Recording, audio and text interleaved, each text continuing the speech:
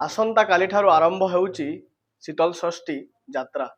आ निश्चित भाव में शीतल षष्ठी यात्रा जितेबाला आसी थाए शिव बाबा एवं माता पार्वती पितामाता हेबाई समस्ते सौभाग्य मन करथांती। देखि पारुथिबे पछपटे जो माता पार्वती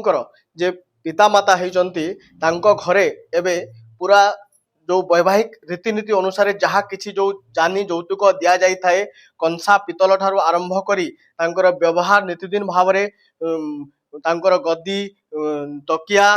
सुना अलंकार टंका जहाँ किसी गोटे झील को जिते बेले विदाय करा जाए जे जहाँ किसी दि जाए थाए बर को ठीक सही बोली भाव जो माता पार्वती जो पिता माता होती घरे प्रस्तुति एवं शेष पर्यायर पहुंची जाइए कहीं आसंता काली ठारू आरंभ हो शीतल षष्ठी यात्रा आम टी आलोचना करवा जो माता पार्वती जो पिता माता रही सहित केमती भाव में प्रस्तुति लगी पड़ी केते खुशी रही आज्ञा कौन कहे प्रस्तुति केमती लगी पड़ी आसंता काली माता पार्वती को विवाह करेंगे भोला बाबा शिव बाबा आपण घर को बरजात्री हो आसवे प्रस्तुति केमती रही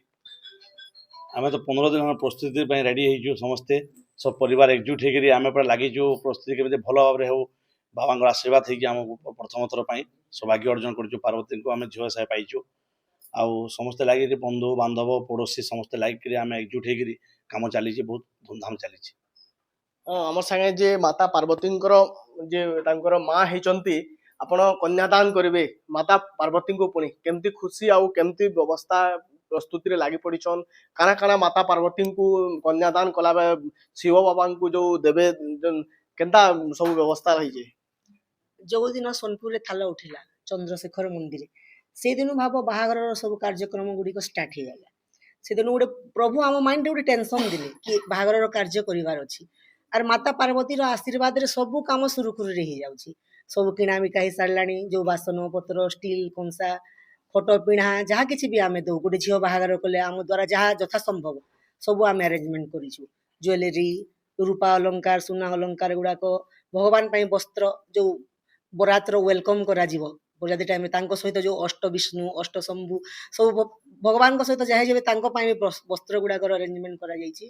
सब सुरखुरे चली समस्त सहयोग होची आसपास पड़ोसी मैंने भी बहुत एक्साइटमेंट कि प्रथम थर पर सोनपुर रे ए बायगंजुरी अंचल रे सत्संग विहार पाखे गोटे नुआ कार्यक्रम होची आपण चंद्रशेखर बाबा को कन्यादान करिवे अनेक दान लोक करती किंतु आपण कन्यादान करिवे केमती गोटे भावितिले मन रे कि आपनकर पुओ झियो घरे केमती आउ ए जो पुणे माता पार्वती को कन्यादान करिवे केमती एटा तो मो भावना बाहर सृष्टि करता भोले बाबा को किए बा कोन दे पारे आमे कोन दे पारिबो तांको आशीर्वाद रे सब होची तांको आशीर्वाद हला माता पार्वती आम झियो रूपे आम घर को आसीबे आ ए सौभाग्य हमको प्राप्त हिची मातार कन्यादान करिबो सेति में आमे बहुत उत्साहित बहुत आनंदित आम संग और जने अछंती पचारिबा माता पार्वती से कोन हेबे आ आज विवाह उत्सव चलिबो काली ठारू कोन कहबे मो माता पार्वती बड़ माँ हिसाब रे तांकर हेबी तांकर सुरखुरु रे सब रीतिनीति हिसाब रे सब किछि भल हिसाब रे सब चली सुरखुरु हिसाब रे आम सब किछि रेडी करके रखी देचु आ काली माता पार्वती धूमधाम से सब किछि आम कार्यक्रम को सफलता करू जहाँ कहते देखिपे ये जो व्यवस्था सब किसी शेष पर्यायर पहुंची आठी से जो जानी यौतुक सब किसी प्रस्तुत कर सारे कहीं देव देव महादेव को से